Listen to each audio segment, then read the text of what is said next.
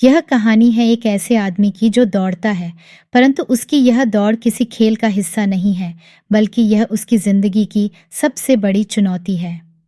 The running man, Stephen King की यह कहानी आपको एक ऐसे रोमांचकारी सफर पर ले जाएगी जहां हर कदम पर मौत का साया है। स्टीफन किंग, जो अपनी डरावनी और रहस्यपूर्ण कहानियों के लिए मशहूर हैं, उन्होंने इस कहानी में मानव साहस और हिम्मत की चरम सीमा को छू लिया है। बेन रिचर्ड्स, एक बेरोजगार और हताश व्यक्ति जिसके पास अपनी बीमार बेटी का इलाज कराने के लिए पैसे नहीं हैं, क्या वह इस जानलेवा प्रतियोगिता में खुद को जीवित रख पाएगा या फिर इस बेरहम दुनिया में अपने अस्तित्व की लड़ाई हार जाएगा? क्या आप सोच सकते हैं कि अगर आपकी जिंदगी की हर एक पल की कीमत लगाई जाए तो आप कितनी दूर तक जा सकते हैं? स्टीफन किंग की यह कहानी न केवल आपके दिल की धड़कनें बढ़ा देगी, बल्कि आपको यह सोचने पर मजबूर कर देगी कि मनुष्य की सहनशीलता की सीमाएं क्या हैं। तो चलिए शुरू करते हैं। चैप्टर 1, निराशा। भविष्य की एक ऐसी दुनिया में जहां गरीबी और भूख ने समाज को जकड़ लिया है, वहां का एक आम आदमी बेन रिचर्ड्स अपने परिवार के साथ जीने की जद्दोजहद कर रहा है। बेन, जो एक बेरोजगार एयर प्लांट वर्कर है, की स्थिति दिन प्रतिदिन बदतर होती जा रही है। उनकी पत्नी शीला घरेलू नौकरियों से थोड़ी बहुत कमाई कर रही है, लेकिन यह उनके बीमार बेटी कैथी की दवाओं और परिवार के अन्य खर्चों के लिए काफी नहीं है। बेन की बेटी कैथी गंभीर रूप से बीमार है। उसका इलाज महंगा है और रिचर्ड्स के पास पैसे नहीं हैं। अस्पतालों में लंबी कतारें और सरकारी सुविधाओं की कमी ने बेन को निराश कर दिया है। वह हर रोज नौकरी की तलाश में जाता है, लेकिन कहीं भी उसे सफलता नहीं मिलती। उसकी पत्नी शीला की आंखों में निराशा और चिंता साफ दिखाई देती है। वह अपने परिवार को तिनके की तरह टूटते हुए देख रहा है, लेकिन उसकी मदद करने का कोई तरीका उसे नजर नहीं आता। इसी बीच बेन को द रनिंग मैन शो के बारे में पता चलता है। यह एक खतरनाक रियलिटी शो है जहां प्रतिभागियों को 30 दिनों तक पेशेवर हथियारों से बचकर भागना होता है। शो के अंत तक जीवित रहने वाले को एक बड़ी धनराशि मिलती है, जो बेन के परिवार के सभी समस्याओं का समाधान हो सकता है। लेकिन इस शो में भाग लेना मौत को गले लगाने जैसा है। बेन को एहसास होता है कि उसके पास और कोई विकल्प नहीं बचा है। वह जानता है कि यह निर्णय कठिन और खतरनाक है, लेकिन अपनी बेटी की जिंदगी और परिवार के भविष्य के लिए वह कोई भी जोखिम उठाने को तैयार है। Ben the running man show में भाग लेने का निर्णय लेता है और इस निर्णय के साथ उसकी जिंदगी में एक नया अध्याय शुरू होता है जो उसे मौत के मुहाने पर ले जाएगा, लेकिन उम्मीद की किरण अभी भी बाकी है। चैप्टर 2, खेल की शुरुआत। बेन रिचर्ड्स ने द रनिंग मैन शो में भाग लेने का निर्णय लेने के बाद उसे प्रारंभिक स्क्रीनिंग प्रक्रिया से गुजरना पड़ता है। यह प्रक्रिया कठिन और अपमानजनक है, जिसमें उसके शारीरिक और मानसिक परीक्षण किए जाते हैं। स्क्रीनिंग सेंटर पर वह कई अन्य प्रतियोगियों से मिलता है जिनकी स्थितियां भी उसकी तरह ही बदतर हैं। हर कोई एक आखिरी उम्मीद के सहारे यहाँ आया है। पहले चरण में बेन का शारीरिक परीक्षण होता है। उसकी सहन शक्ति, ताकत और तेजी को मापा जाता है। वह जानता है कि उसे अपना सर्वश्रेष्ठ प्रदर्शन करना होगा, क्योंकि यहाँ केवल सर्वश्रेष्ठ ही चुने जाते हैं। दूसरे चरण में मानसिक परीक्षण होते हैं। बेन से उसकी बुद्धिमत्ता, रणनीतिक सोच और तनाव प्रबंधन की क्षमताओं के बारे में सवाल पूछे जाते हैं। यह सभी परीक्षण यह सुनिश्चित करने के लिए हैं कि वह इस खतरनाक खेल के लिए योग्य है या नहीं।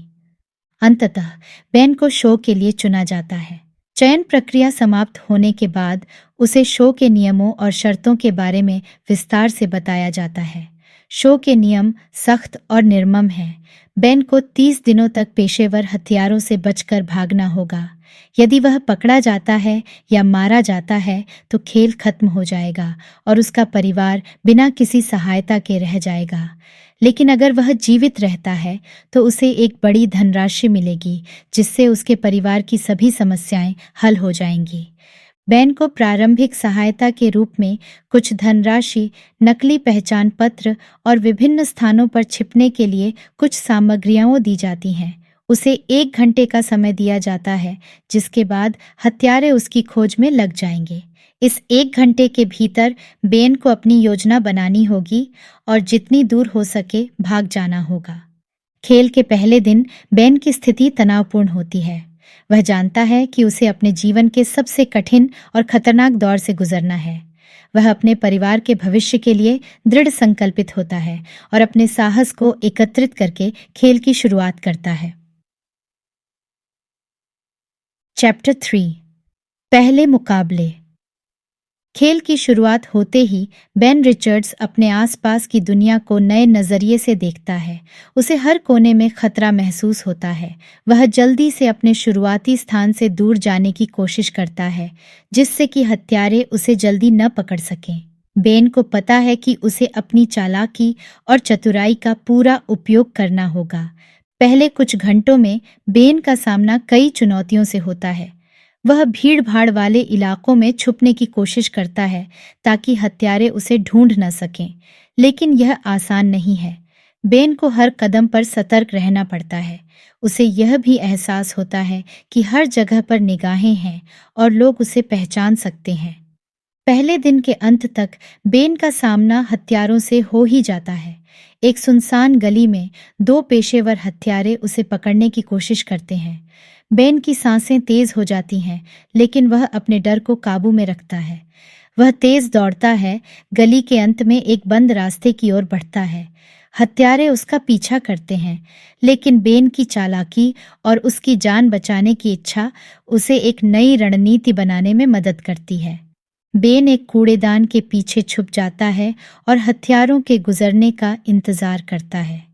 जब वे आगे बढ़ते हैं, बेन दूसरी दिशा में भाग जाता है। यह पहली मुठभेड़ बेन के लिए एक सीख होती है।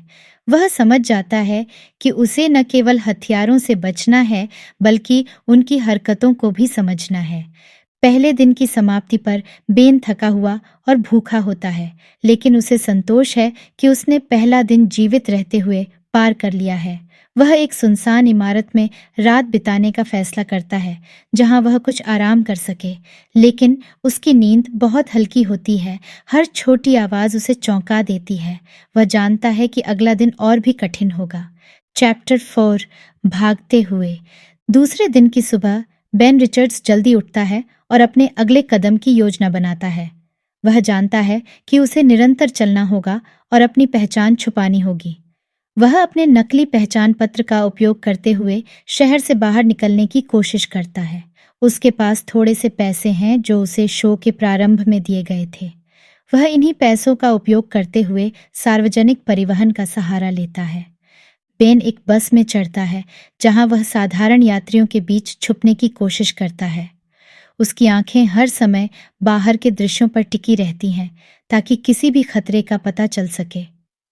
कुछ घंटों के बाद वह शहर के बाहरी इलाकों में पहुंच जाता है। यहाँ पर निगरानी कम है और छुपने के ज्यादा मौके हैं। इस दौरान बेन कई बार अपनी छुपने की जगह बदलता है।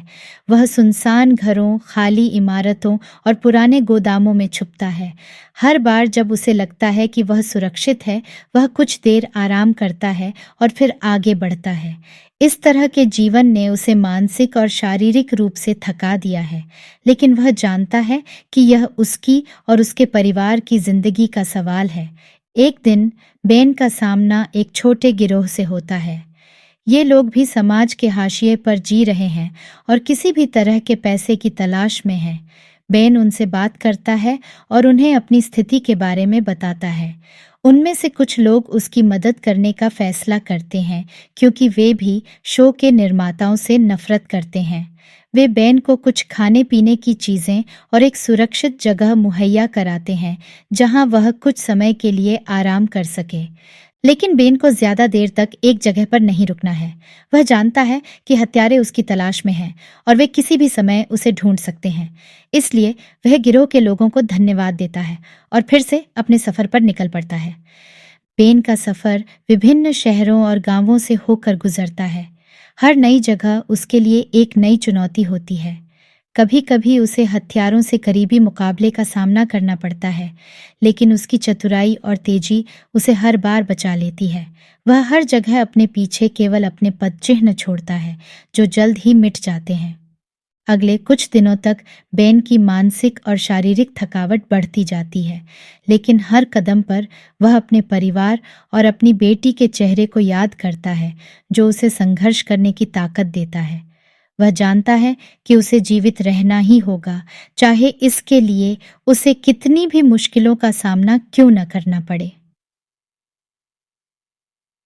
चैप्टर 5, साथी और दुश्मन। बेन रिचर्ड्स का सफर निरंतर संघर्ष और डर से भरा हुआ है। एक दिन जब वह एक छोटे से गांव से गुजर रहा होता है, तो उसकी मुलाकात एक और व्यक्ति से होती है जो उसे पहचानता है। यह व्यक्ति, जो कि एक पूर्व डॉक्टर है, बेन की मदद करने का फैसला करता है। डॉक्टर उसे अपने घर ले जाता है और उसे कुछ दिन आराम करने और अपनी चोटों को ठीक करने का मौका देता है। डॉक्टर का नाम जॉन है और वह भी द रनिंग मैन शो और सरकार की भ्रष्ट नीतियों से नफरत करता है। जॉन बेन को खाना, दवाइयाँ और कुछ ज़रूरी जानकारी देता है। वे दोनों मिलकर बेन के आगे की योजना बनाते हैं। जॉन ने अपने नेटवर्क के जरिए कुछ भरोसेमंद लोगों से संपर्क किया है, जो बेन को सुरक्षित ठिकानों पर ले जाने में मदद कर सकते हैं। जॉन के नेटवर्क से जुड़ने के बाद बेन को कुछ नए साथी मिलते हैं। ये लोग अलग अलग पृष्ठभूमियों से हैं, लेकिन उनका एक ही उद्देश्य है, बेन की मदद करना और शो की सच्चाई उजागर करना।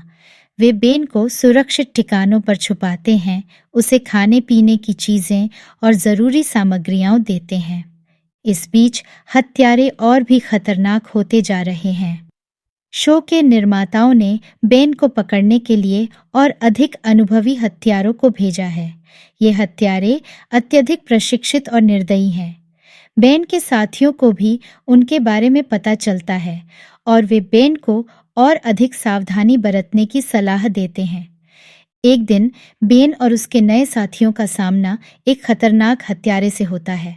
यह हत्यारा न केवल तेज और चतुर है, बल्कि उसके पास अत्याधुनिक हथियार भी हैं। बेन और उसके साथी मिलकर एक रणनीति बनाते हैं और उसे हराने का प्रयास करते हैं। इस मुकाबले में बेन की चतुराई और उसके साथियों की बहादुरी से वे उस हत्यारे को मात देने में कामयाब होते हैं।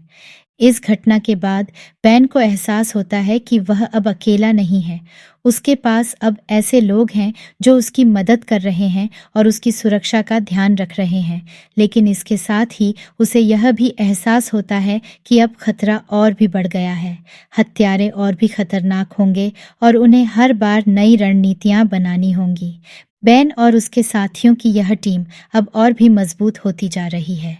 वे मिलकर शो के निर्माताओं और सरकार की भ्रष्ट नीतियों के खिलाफ आवाज उठाने का फैसला करते हैं। बेन का संघर्ष अब केवल उसके जीवन और परिवार के लिए नहीं है, बल्कि पूरे समाज के लिए है। चैप्टर 6, मीडिया का खेल। बेन रिचर्ड्स अब अकेले नहीं हैं।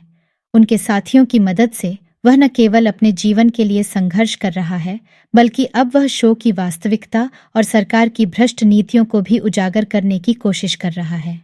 बेन जानता है कि मीडिया इस खेल में एक महत्वपूर्ण भूमिका निभाता है और अगर वह मीडिया का सही उपयोग कर सके तो वह अपनी कहानी जनता तक पहुंचा सकता है। बेन और उसके साथियों ने एक योजना बनाई है। वे कुछ वीडियो रिकॉर्डिंग और सबूत इकट्ठा करते हैं जो शो के निर्माताओं और सरकार के भ्रष्टाचार को उजागर कर सकते हैं। इन सबूतों को बेन और उसके साथी गुप्त रूप से मीडिया के कुछ विश्वासपात्र पत्रकारों तक पहुंचाने की कोशिश करते हैं। इस बीच मीडिया शो के निर्माताओं के इशारों पर काम कर रहा है। वे बेन को एक खलनायक के रूप में प्रस्तुत कर रहे हैं और जनता को यह दिखा रहे हैं कि वह एक खतरनाक अपराधी है। बेन के हर कदम को तोड़ मरोड़ कर पेश किया जा रहा है, जिससे जनता में उसके प्रति घृणा और डर पैदा हो रहा है। लेकिन बेन और उसके साथी हार मानने वालों में से नहीं हैं। वे जानते हैं कि उन्हें जनता का समर्थन चाहिए और इसके लिए वे मीडिया का सही उपयोग करने की कोशिश करते हैं।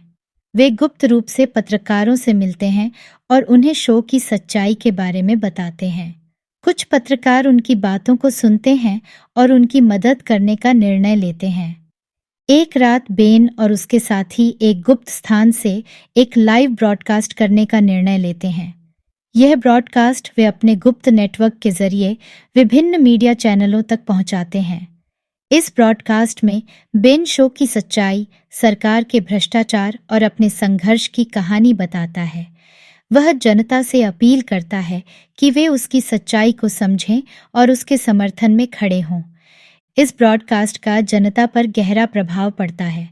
लोग अब शो की सच्चाई जानने लगे हैं और बेन के प्रति उनकी धारणा बदलने लगी है।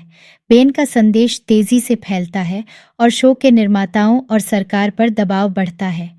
लेकिन यह स्थिति हत्यारों और शो के निर्माताओं को और भी खतरनाक बना देती है। वे अब बेन को हर हाल में पकड़ना चाहते हैं और इसके लिए वे अपनी पूरी ताकत झोंक देते हैं। बेन और उसके साथियों को अब और भी सतर्क और चतुर होना पड़ेगा।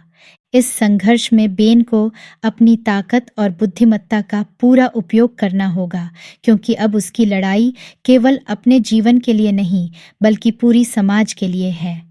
चैप्टर 7 निर्णायक मोड। बेन रिचर्ड्स और उसके साथियों की स्थिति अब और भी चुनौतीपूर्ण हो गई है। जनता के बीच बेन की सच्चाई फैल चुकी है, लेकिन इसका मतलब यह भी है कि शो के निर्माताओं और हत्यारों का गुस्सा और उनकी आक्रामकता भी बढ़ गई है। बेन को हर कदम पर सावधानी बरतनी पड़ रही है। एक दिन बेन और उसके साथी एक गुप्त ठिकाने पर बैठक कर रहे होते हैं जब उन्हें खबर मिलती है कि हथियारों की एक नई टीम उनकी खोज में निकल चुकी है। यह टीम पहले की तुलना में और भी खतरनाक और अत्याधुनिक हथियारों से लैस है। बेन और उसके साथियों को जल्दी से अपनी योजना बदलनी पड़ती है और एक नया सुरक्षित स्थान खोजना पड़ता है। इस बीच बेन के गुप्त संदेशों का जनता पर गहरा प्रभाव पड़ रहा है। लोग अब खुलकर सरकार और शो के निर्माताओं के खिलाफ विरोध करने लगे हैं, लेकिन सरकार इस विरोध को दबाने के लिए कठोर कदम उठा रही है। इस कठिन समय में बेन को एक महत्वपूर्ण जानकारी मिलती है। उसे पता चलता है कि शो के निर्माताओं और सरकार के बीच की साजिश के कुछ ठोस सबूत एक गुप्त सरकारी इमारत में मौजूद हैं। बेन और उसके साथी एक योजना बनाते हैं। वे इस गुप्त सरकारी इमारत में घुसकर इन सबूतों को प्राप्त करना चाहते हैं ताकि वे पूरी सच्चाई जनता के सामने ला सकें। यह योजना बेहद खतरनाक है, लेकिन बेन को विश्वास है कि यह उनके संघर्ष का निर्णायक मोड़ हो सकता है। बेन और उसके साथी रात के अंधेरे में गुप्त इमारत की ओर बढ़ते हैं। उन्हें कई सुरक्षा प्रणालियों और गार्ड्स को पार करना पड़ता है। बेन की चतुराई और उसके साथियों की बहादुरी से वे सफलतापूर्वक इमारत में घुस जाते हैं। वे जल्दी से सबूतों को ढूंढते हैं और उन्हें अपने पास सुरक्षित कर लेते हैं। लेकिन तभी अलार्म बज उठता है और हत्यारे उन्हें घेर लेते हैं। बेन और उसके साथियों को जान बचाने के लिए तेजी से भागना पड़ता है। इस खतरनाक भागदौड़ में वे कई बार हत्यारों के जाल में फंसते हैं, लेकिन उनकी चतुराई और दृढ़ संकल्प उन्हें हर बार बचा लेता है। आखिरकार बेन और उसके साथी सुरक्षित स्थान पर पहुंच जाते हैं। उनके पास अब वह सबूत हैं जिन्हें वे मीडिया और जनता के सामने पेश कर सकते हैं। यह सबूत शो के निर्माताओं और सरकार के भ्रष्टाचार को उजागर करते हैं। बेन का संघर्ष अब एक निर्णायक मोड़ पर पहुंच चुका है। बेन जनता के सामने यह सबूत पेश करता है और पूरी सच्चाई उजागर करता है। लोग अब बेन के संघर्ष को समझते हैं और उसका समर्थन करते हैं। सरकार और शो के निर्माताओं पर दबाव बढ़ता है। बेन का यह साहसिक कदम न केवल उसके जीवन को बदलता है, बल्कि पूरे समाज को भी जागरूक करता है। चैप्टर 8 अंतिम पीछा। बेन रिचर्ड्स का साहसिक कदम और सबूतों का खुलासा जनता के बीच आग की तरह फैल जाता है। लोग अब बेन का समर्थन कर रहे हैं और सरकार तथा शो के निर्माताओं के खिलाफ विरोध प्रदर्शन कर रहे हैं। लेकिन बेन जानता है कि उसकी लड़ाई अभी खत्म नहीं हुई है। शो के निर्माताओं ने अपनी पूरी ताकत झोंक दी है और अब वे किसी भी कीमत पर बेन को पकड़ना चाहते हैं। बेन और उसके साथी लगातार अपनी जगह बदलते रहते हैं ताकि हत्यारे उन्हें पकड़ न सकें। लेकिन इस बार हत्यारों की टीम और भी खतरनाक और संगठित है। वे बेन का पीछा करते हुए उसके हर कदम पर नजर रख रहे हैं। बेन और उसके साथियों को हर समय सतर्क रहना पड़ता है। एक दिन बेन को खबर मिलती है कि हत्यारे उसके बहुत करीब पहुंच चुके हैं।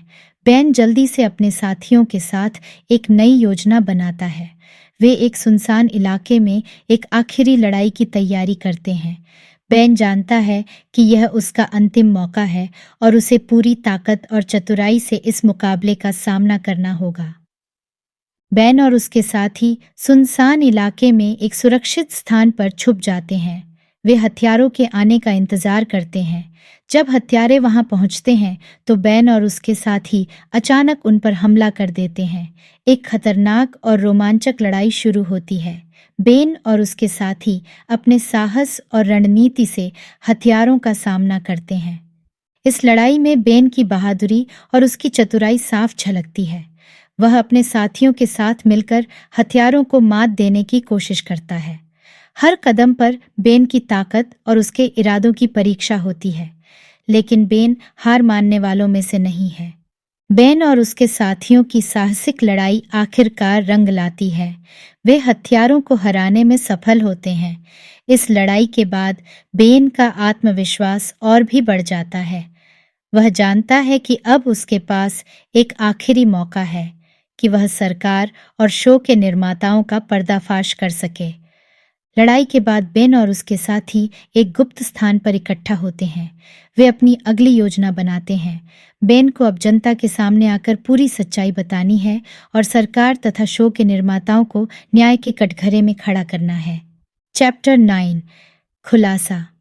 अंतिम पीछा और हथियारों के साथ हुई खतरनाक लड़ाई के बाद बेन रिचर्ड्स और उसके साथी एक निर्णायक मोड़ पर पहुंच चुके हैं। उन्होंने वह सबूत इकट्ठा कर लिया है जो शो के निर्माताओं और सरकार की भ्रष्टाचार की सच्चाई को उजागर कर सकता है। अब उन्हें केवल इस सच्चाई को जनता के सामने पेश करना है। बेन और उसके साथी एक गुप्त स्थान पर इकट्ठा होते हैं और अपनी अंतिम योजना बनाते हैं। वे एक लाइव ब्रॉडकास्ट करने का निर्णय लेते हैं जिससे वे पूरी दुनिया को सच्चाई बता सकें। इसके लिए वे एक सुरक्षित और अज्ञात स्थान चुनते हैं जहां से वे बिना किसी बाधा के प्रसारण कर सकें। बेन और उसके साथी लाइव ब्रॉडकास्ट की तैयारी करते हैं। वे सभी सबूतों को व्यवस्थित करते हैं और उन पर बात करने की योजना बनाते हैं।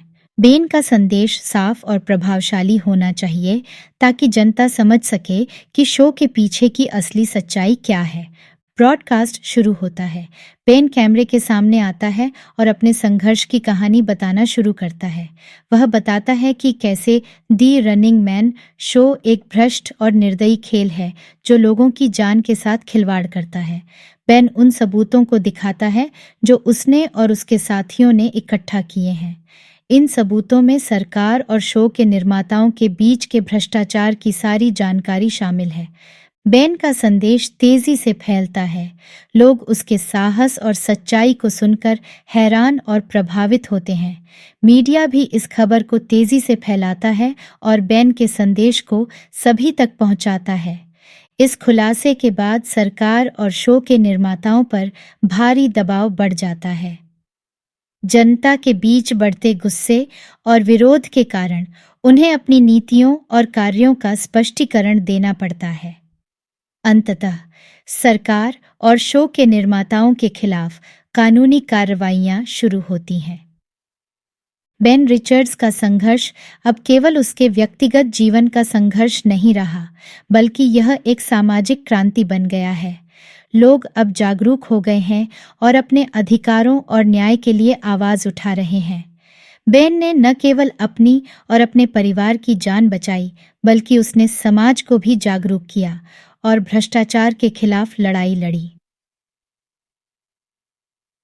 चैप्टर 10 निष्कर्ष।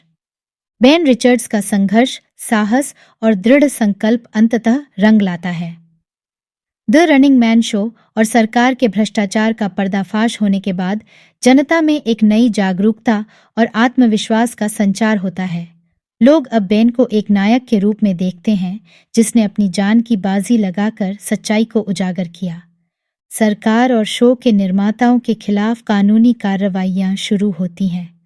उन पर लगे आरोपों की जांच की जाती है और दोषी पाए जाने वालों को सजा दी जाती है। जनता का विश्वास अब न्याय प्रणाली में बढ़ने लगा है और वे अपनी आवाज को और भी मजबूती से उठाने लगे हैं। बेन रिचर्ड्स अब एक स्वतंत्र और सम्मानित व्यक्ति हैं। उसके परिवार की आर्थिक स्थिति सुधर चुकी है और उसकी बेटी कैथी का इलाज हो चुका है। बेन की पत्नी शीला और कैथी अब खुशहाल जीवन जी रहे हैं। बेन ने न केवल अपने परिवार के लिए बल्कि पूरे समाज के लिए एक महत्वपूर्ण लड़ाई जीती है। इस संघर्ष ने बेन को भी बदल दिया है। अब वह एक साधारण व्यक्ति नहीं रहा, बल्कि वह एक प्रेरणा स्रोत बन गया है। उसने अपने जीवन का उद्देश्य समाज सेवा और न्याय के लिए लड़ना बना लिया है। वह विभिन्न मंचों पर अपनी कहानी और अनुभव साझा करता है ताकि और लोग भी अन्याय के खिलाफ खड़े हो सकें। बेन का यह साहसिक कदम समाज में बदलाव लाने का एक महत्वपूर्ण हिस्सा बन गया है। लोग अब समझ चुके हैं कि सच्चाई और न्याय के लिए लड़ना कितना महत्वपूर्ण है। बेन की कहानी से प्रेरित होकर कई और लोग भी भ्रष्टाचार और अन्याय के खिलाफ आवाज उठाने लगे हैं। यह कहानी बेन रिचर्ड्स की नहीं, बल्कि हर उस व्यक्ति की है जो अन्याय और भ्रष्टाचार के खिलाफ लड़ने का साहस रखता है। बेन ने साबित कर दिया कि एक व्यक्ति भी पूरे समाज में बदलाव ला सकता है, बस जरूरत है तो दृढ़ संकल्प और साहस की। आशा करते हैं कि यह कहानी आपको बहुत पसंद आई होगी। ऐसी और कहानियां सुनने के लिए जुड़े रहिए हमारे चैनल स्टोरी यूनिवर्स के साथ। धन्यवाद।